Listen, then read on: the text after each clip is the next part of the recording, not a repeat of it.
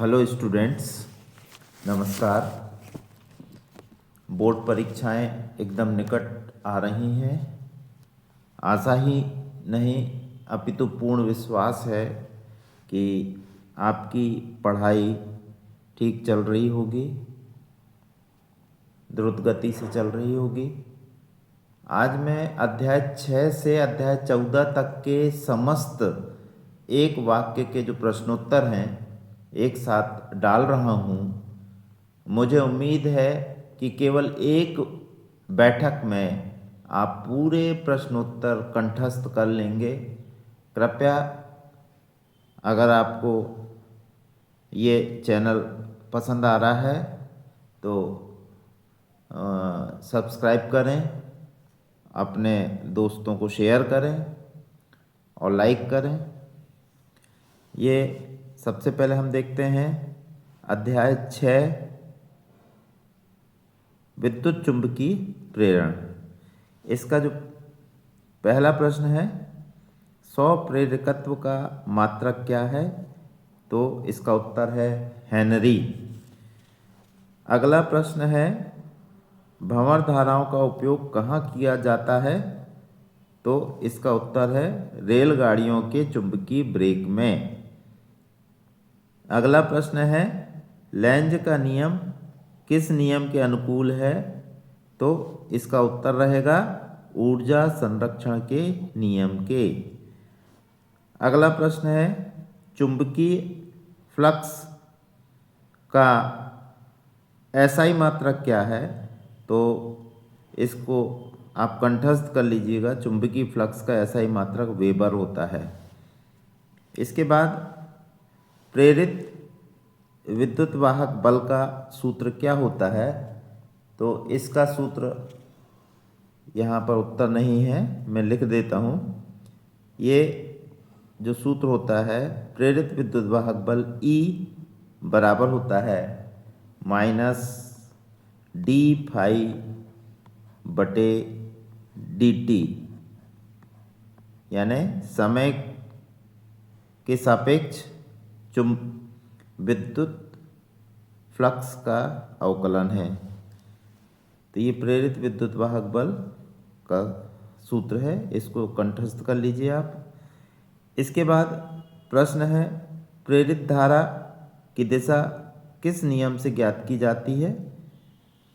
तो इसका उत्तर होगा लेंज के नियम से। अगला प्रश्न है कि स्वप्रेरण और अन्योन्य प्रेरण में से किसमें केवल एक कुंडली होती है? तो केवल एक कुंडली होती है स्वप्रेरण में, और निश्चित है अन्योन्य प्रेरण में कितनी कुंडली होती होगी? अन्योन्य प्रेरण में 2 कुंडली होती होगी। इसके बाद प्रश्न है, भंवर धाराओं को कम करने के लिए क्रोड कैसा बनाया जाता है? तो इसका उत्तर है पटलित, यानी लेमिनेटेड। इसका है क्रोड जो होता है वो लेमिनेशन रहता है उसमें। अगला प्रश्न है कि चुंबकीय फ्लक्स कैसी राशि है? तो इसका उत्तर है चुंबकीय फ्लक्स एक अदिश राशि है। इस प्रकार से आगे, धातु के एक टुकड़े को चुंबकीय क्षेत्र में गति कराने पर वह गर्म क्यों हो जाता है? इसका जो उत्तर रहेगा भंवर धाराओं के कारण। तो ये थे अध्याय 6 के आपके वस्तुनिष्ठ प्रश्न जो कि आ सकते हैं परीक्षा में। इसके बाद अध्याय 7 जिसका नाम है आपका प्रत्यावर्ती धारा, इसके जो इम्पॉर्टेंट प्रश्न हैं वो हम देखते हैं। भारत में घरों में प्रयुक्त एसी की आवृत्ति क्या होती है? तो ये आवृत्ति होती है 50 हर्ट्ज होती है, ये याद रखिएगा।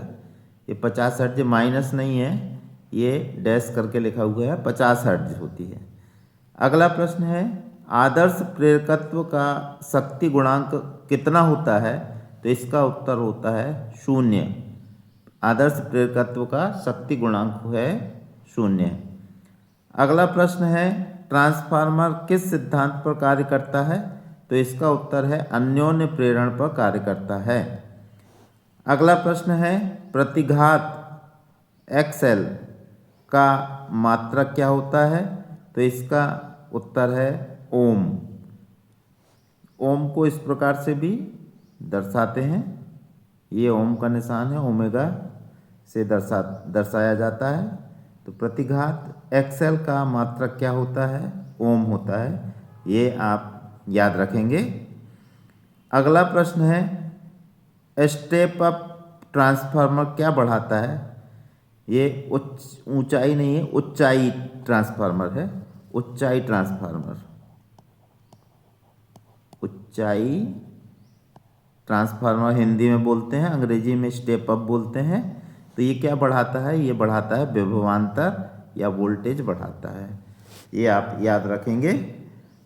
अगला प्रश्न है कि चोक कुंडली का कार्य क्या है? इसका उत्तर है चोक कुंडली का कार्य है बिना ऊर्जा क्षय के धारा को कम करना। अगला प्रश्न है अनुनाद की स्थिति में प्रतिबाधा Z का मान कितना होता है? तो इसका उत्तर होगा न्यूनतम होता है, Z बराबर होता है R, जहाँ R एक रेजिस्टेंस है, प्रतिरोध है। तो इस प्रकार से अगला प्रश्न क्या है? प्रत्यावर्ती धारा को नापने वाले यंत्र किस प्रकार पर आधारित होते हैं? प्रभाव पर आधारित होते हैं। प्रत्यावर्ती धारा को नापने वाले यंत्र किस प्रभाव पर आधारित होते हैं? तो इसका सही उत्तर है ऊष्मीय प्रभाव पर। ये आप ध्यान रखिएगा। प्रत्यावर्ती धारा यानी क्या होता है? Alternative current. इसको जो यंत्र बनाए जाते हैं ये ऊष्मीय प्रभाव पर बनाए जाते हैं। अगला प्रश्न है ट्रांसफार्मर की करोड किसकी बनी होती है? तो इसका सही उत्तर है नरम लोहे की। अगला प्रश्न है LCR परिपथ में शक्ति गुणांक का अधिकतम मान क्या है?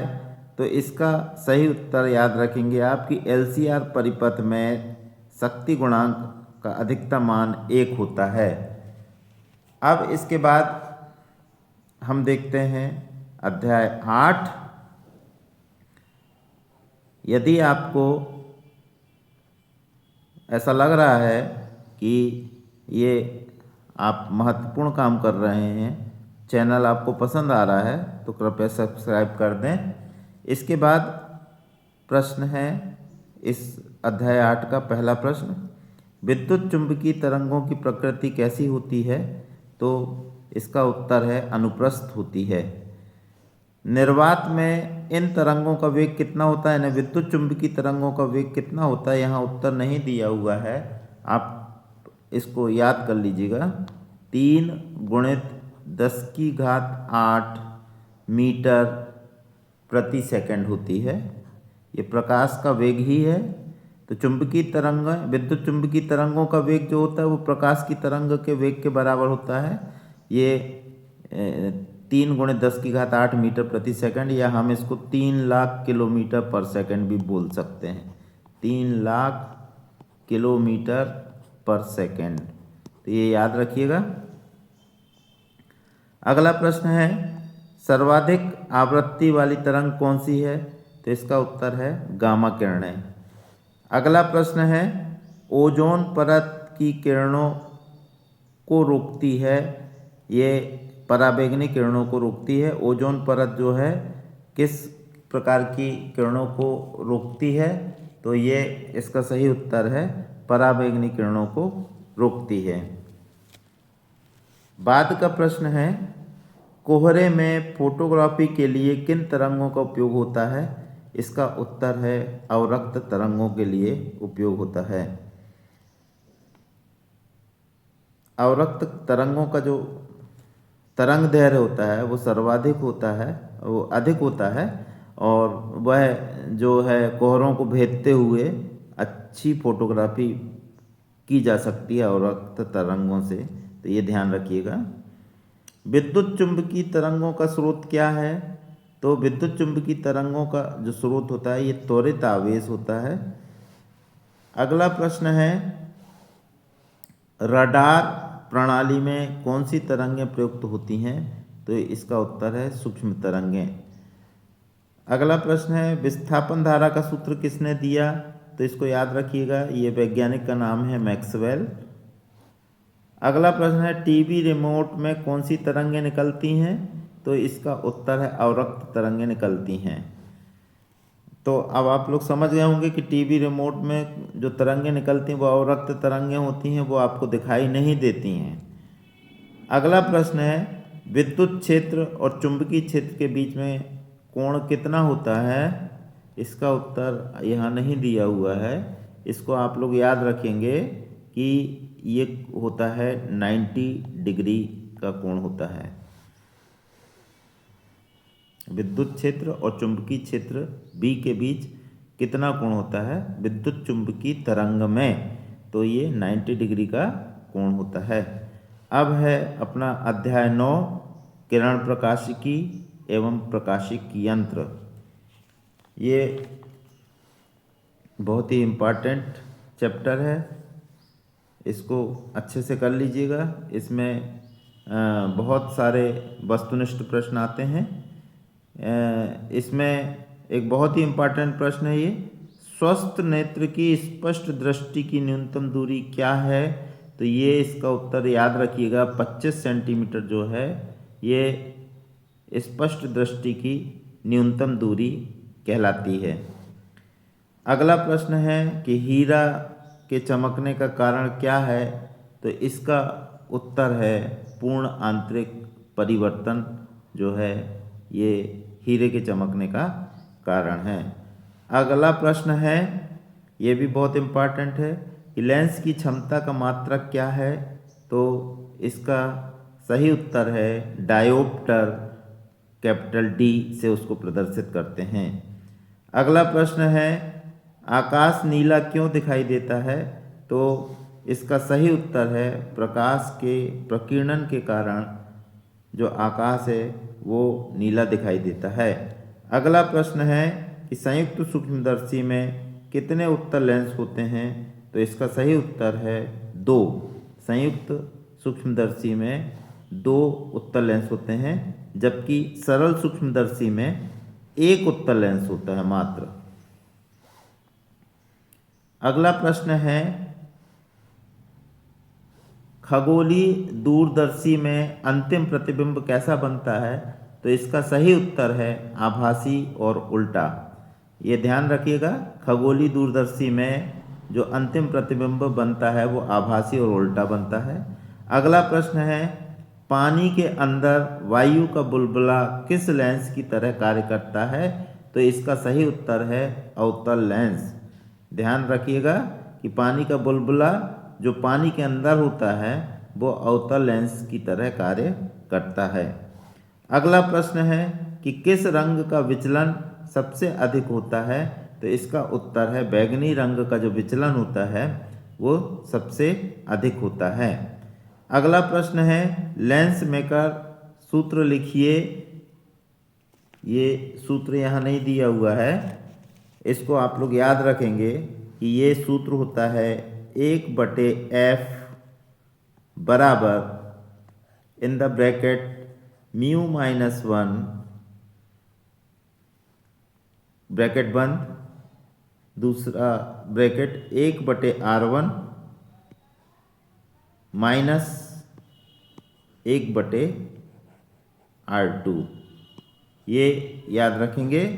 म्यू जहाँ अपवर्तनांक है, एफ फोकस दूरी है, ये फोकस दूरी है, ये अपवर्तनांक है, r1 जो है ये पहली जो परत है उसका रेडियस है, वक्रता त्रिज्या है, और r2 जो है वो दूसरी वक्रता त्रिज्या है। ध्यान रखेंगे आप। अगला प्रश्न है, इसका भी उत्तर नहीं दिया हुआ है कि क्रांतिक कोण और अपवर्तनांक में संबंध क्या है? तो ये ध्यान रखेंगे कि म्यू बराबर होता है, म्यू यानी ये अपवर्तनांक है बराबर होता है 1/sin c, 1/sin c, जहाँ c जो है ये क्रांतिक कोण है, ये क्या है, क्रांतिक कोण है, और म्यू क्या है, अपवर्तनांक है। ठीक है, आप लोग समझ गए होंगे। आगे बढ़ते हैं। अब इस प्रकार से अध्याय 9 खत्म होता है। इसके बाद हम देखते हैं अध्याय 10, जिसका नाम है तरंग प्रकाशिकी। इसमें हमारे जो 10 वस्तुनिष्ठ इम्पॉर्टेंट प्रश्न हैं, ये भी बहुत इम्पॉर्टेंट हैं और इनको बिल्कुल कंठस्थ कर लीजिएगा। अगला है तरंग प्रकाशिकी। इसमें जो प्रश्न है आप देखेंगे, प्रकाश के व्यतिकरण के लिए प्रकाश स्रोत कैसे होने चाहिए, तो इसका उत्तर है कला संबंध होना चाहिए, कोहेरेंट होना चाहिए। तो व्यतिकरण के लिए आवश्यक शर्त भी है ये कला संबंध की, ये एक आवश्यक शर्त है, आप लोग पढ़े होंगे। और ये गलत लिखा हुआ है यहाँ पे, तरंगाग्र है, तरंगाग्र, तरंगाग्र इस प्रकार से लिखते हैं। तो तरंगाग्र कितने प्रकार के होते हैं, तो ये होते हैं 3, ये भी आप लोग पढ़े होंगे। गोली होता है, बेलनाकार होता है और समतल होता है। तो यदि बिंदु आकार का प्रकाश स्रोत है तो जो तरंगाग्र होता है वो गोली होता है, और यदि एक रेखीय प्रकाश स्रोत है तो वहाँ पर आपका जो तरंगाग्र होता है वो बेलनाकार होता है, और जो समतल है वो यदि प्रकाश स्रोत अनंत दूरी पर है तो अनंत दूरी पर यदि प्रकाश स्रोत है तो आपका जो तरंगाग्र है वो समतल होता है। इसको आप लोग याद रखेंगे। अगला प्रश्न है कि प्रकाश का मुड़ना क्या कहलाता है। ये एक प्रश्न है कि प्रकाश का मुड़ना क्या कहलाता है, तो इसका उत्तर है विवर्तन। विवर्तन जो है प्रकाश का मुड़ना कहलाता है। वैसे प्रकाश का मुड़ना एक अपवर्तन भी होता है, लेकिन यहाँ पर प्रकाश का मुड़ना जो है ये तरंग प्रकाशिकी के अंतर्गत प्रकाश का मुड़ना, किसी तीक्ष्ण धार से मुड़ना जो है ये कहलाता है विवर्तन, या किसी स्लिट के अंदर से होकर गुजर के मुड़ना ये विवर्तन कहलाता है। तो ध्यान दीजिएगा कि अगर एक माध्यम से दूसरे माध्यम में प्रकाश जा रहा है और मुड़ रहा है तो उसको अपवर्तन कहते हैं, लेकिन यदि वह किसी तीक्ष्ण धार वाली वस्तु से मुड़ रहा है या किसी स्लिट से, पतली स्लिट से होकर गुजरते हुए मुड़ रहा है, तो उस समय जो घटना होती है वो विवर्तन की होती है। तो विवर्तन को आप लोग समझ जाइएगा। अब अगला प्रश्न है कि हाइगेंस का सिद्धांत किस पर आधारित है, तो ये है इसका द्वितीयक तरंगिकाओं के सिद्धांत पर हाइगेंस का सिद्धांत आधारित है। अगला प्रश्न है कि व्यतिकरण की घटना में क्या संरक्षित रहता है, तो इसका सही उत्तर है कि ऊर्जा जो है व्यतिकरण की घटना में संरक्षित रहती है। अगला प्रश्न हम देखेंगे कि ध्रुवण की घटना प्रकाश की किस प्रकृति को दर्शाती है, तो उत्तर होगा अनुप्रस्थ प्रकृति। आप लोग जानते हैं कि यदि प्रकाश अनुदैर्घ्य होता तो ध्रुवण की घटना नहीं होती, तो ध्रुवण की घटना प्रकाश की अनुप्रस्थ प्रकृति को दर्शाती है। अगला प्रश्न है,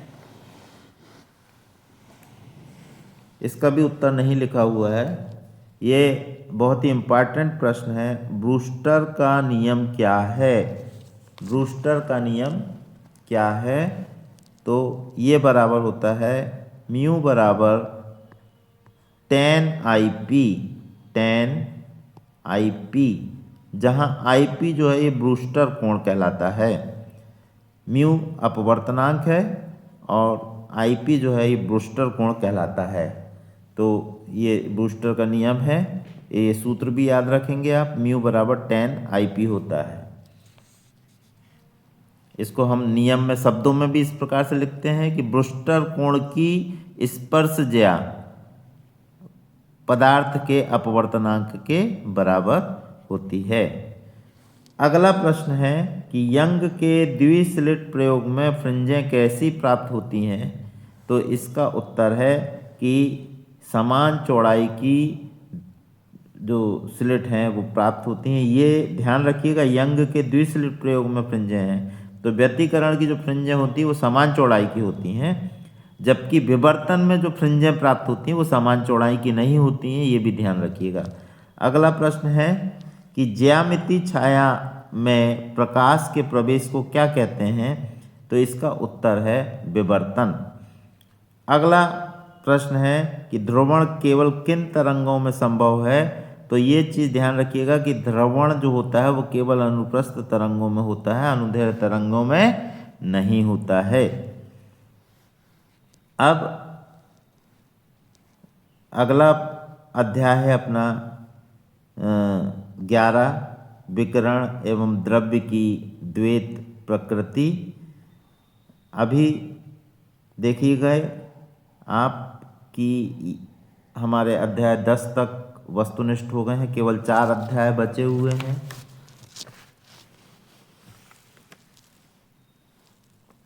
इसके अंतर्गत अब आप देखेंगे कि प्रकाश विद्युत प्रभाव की व्याख्या किसने की?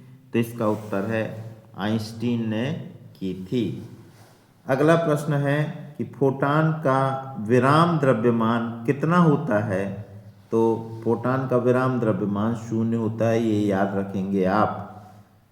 अगला प्रश्न है डे ब्रोगली तरंगें क्या हैं? तो ये द्रव्य तरंगें हैं, इसको आप लोग याद रखेंगे।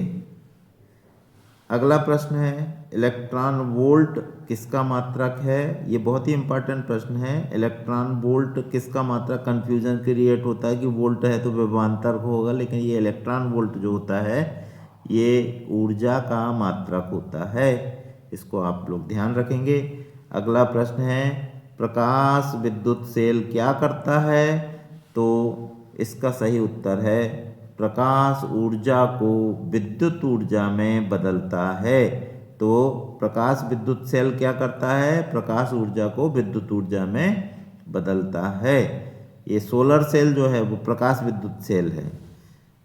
अगला प्रश्न है दहली आवृत्ति क्या है? तो इसमें हम लिखेंगे वह न्यूनतम आवृत्ति जिससे इलेक्ट्रॉन उत्सर्जन होने लगता है वो दहली आवृत्ति कहलाती है।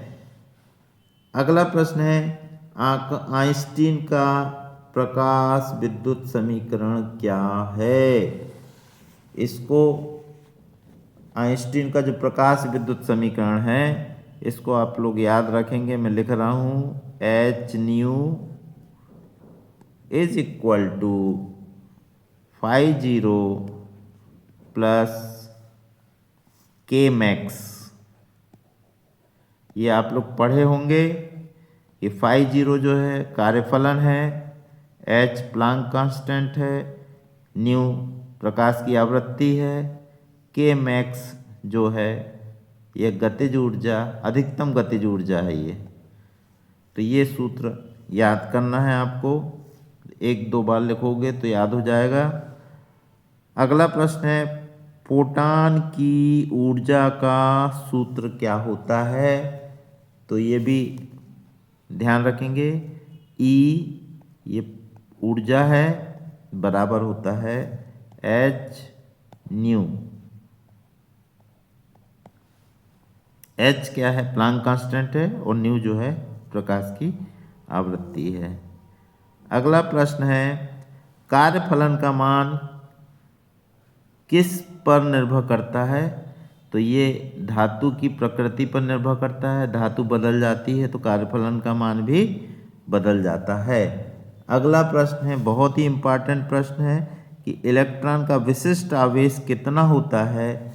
तो ये याद रखेंगे आप 1.76 इंटू 10⁻11 कूलाम इतना आवेश होता है पर किलोग्राम में। तो 1 किलोग्राम में जो इलेक्ट्रॉन जो 1 किलोग्राम होते हैं उन पर कितना आवेश होता है? तो कुल आवेश इतना होता है 1.76 इंटू 10⁻11 कूलाम पर किलोग्राम होता है। अगला प्रश्न अब अध्याय 12 से। अभी यदि आपने सब्सक्राइब नहीं किया है, लाइक नहीं किया है, तो कृपया लाइक कर दें, सब्सक्राइब कर दें और अपने दोस्तों के साथ शेयर करें। इसका पहला प्रश्न है, रदरफोर्ड के प्रयोग में किन कणों की बौछार की गई थी? तो अब आप लोग जानते हैं कि सोने की पतली पन्नी में अल्फा कणों की बौछार की गई थी। आप चाहें तो इस प्रकार से भी परीक्षा में अल्फा कण आ सकता है। तो किस कण की बौछार की गई थी? सोने की पतली पन्नी में अल्फा कणों की बौछार की गई थी। अगला प्रश्न है कि हाइड्रोजन परमाणु की प्रथम कक्षा की त्रिज्या कितनी होती है ना? तो इसमें आप ध्यान रखेंगे कि 0.53 एंगस्ट्रॉम होती है। हाइड्रोजन परमाणु की प्रथम कक्षा की त्रिज्या कितनी होती है? 0.53 एंगस्ट्रॉम होती है। इसको एंगस्ट्रॉम पढ़ते हैं।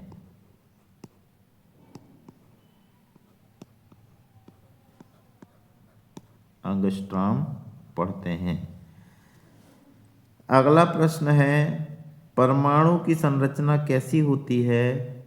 मतलब परमाणु कैसा होता है? तो परमाणु उदासीन होता है, विद्युतीय रूप से उदासीन होता है।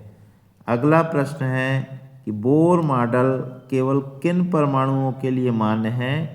तो इसका उत्तर है हाइड्रोजन सदृश परमाणुओं के लिए बोर मॉडल मान्य है।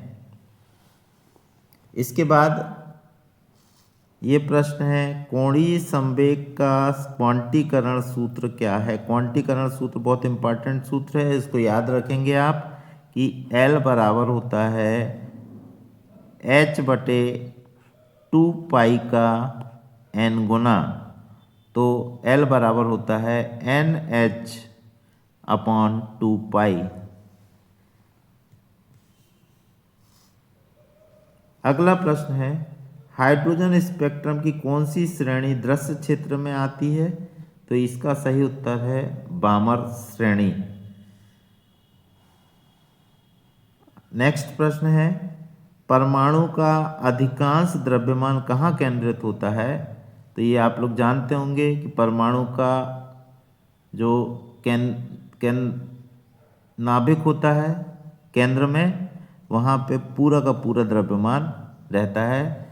अर्थात प्रोटॉन और न्यूट्रॉन जो होते हैं ये नाभिक के अंदर होते हैं और नाभिक का ही द्रव्यमान जो होता है लगभग परमाणु का द्रव्यमान होता है।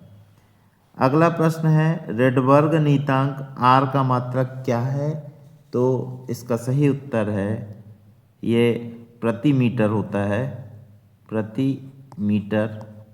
और या हम इसको मीटर की घात -1 भी लिख सकते हैं। तो ये दोनों इसके जो हैं मात्रक हैं, इसको आप लोग याद रखेंगे। अगला प्रश्न है कि परमाणु के नाभिक की खोज किसने की? तो उत्तर होगा रदरफोर्ड ने की थी।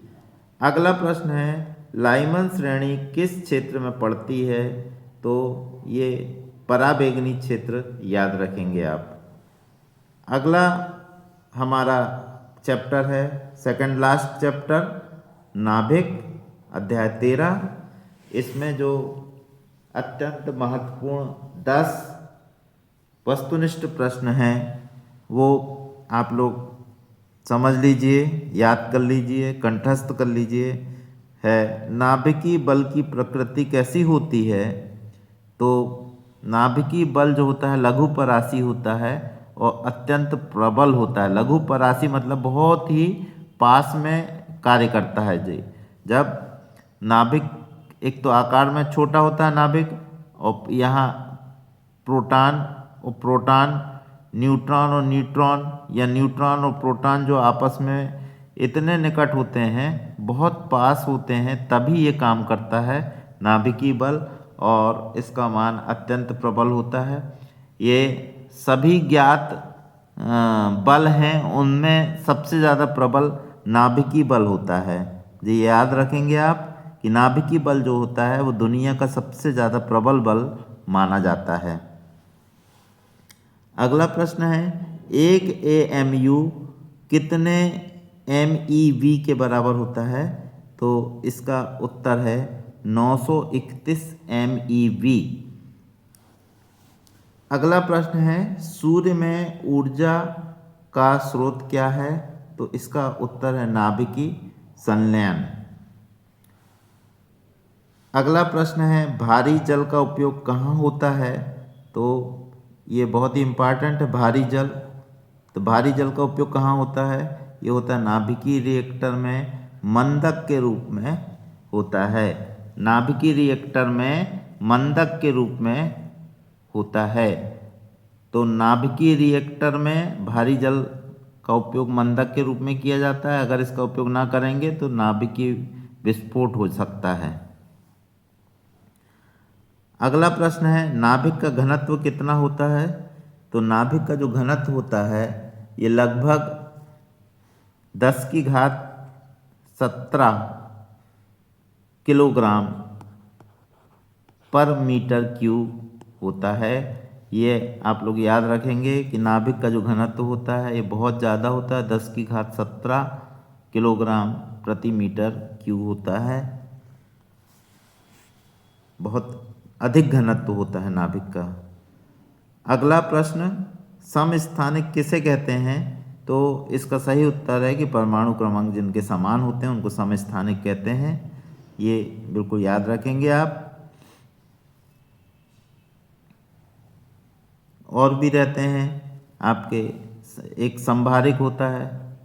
तो संभारिक वो होते हैं जिनमें परमाणु भार समान होते हैं, तो वो भी याद रखेंगे।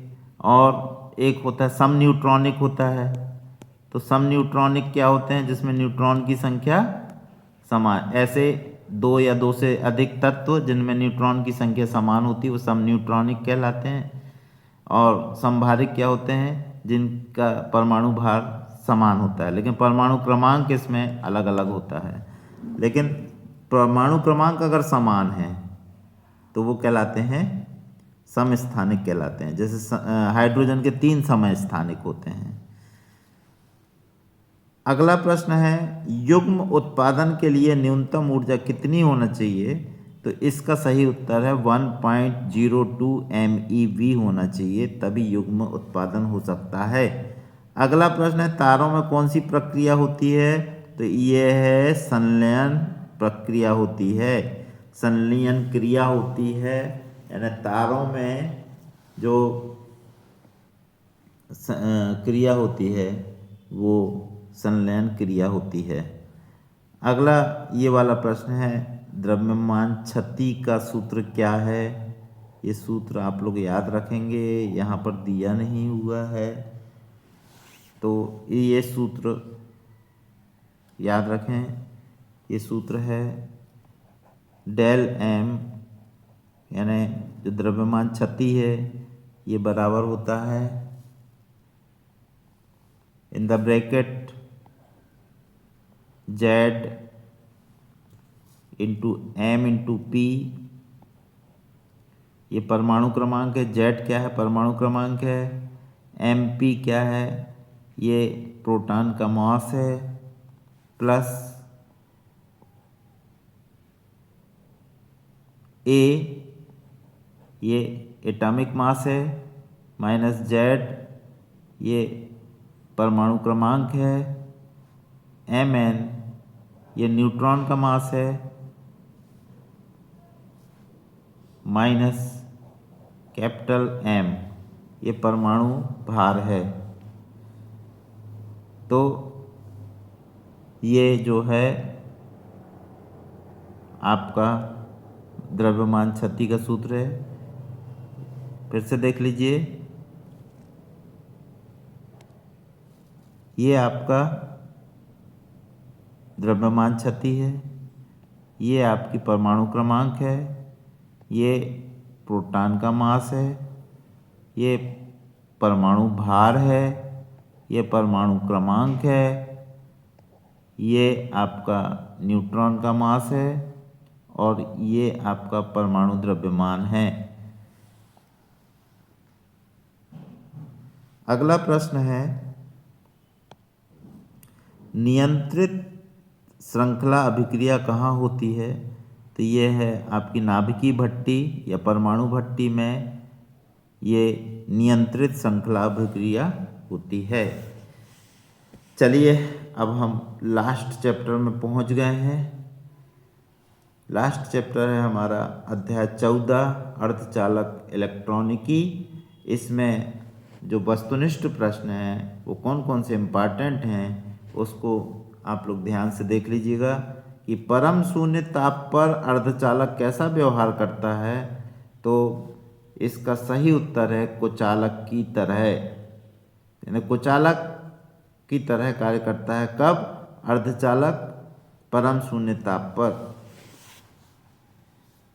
अगला प्रश्न है, इम्पॉर्टेंट प्रश्न है कि पी प्रकार का जो अर्धचालक होता है उसमें अशुद्धि कौन सी मिलाई जाती है? तो पी प्रकार में ध्यान रखेंगे, ये बहुत इम्पॉर्टेंट प्रश्न है। त्रिसंयोजी जैसे इंडियम, बोरान इत्यादि जो तत्व हैं ये त्रिसंयोजी तत्व हैं।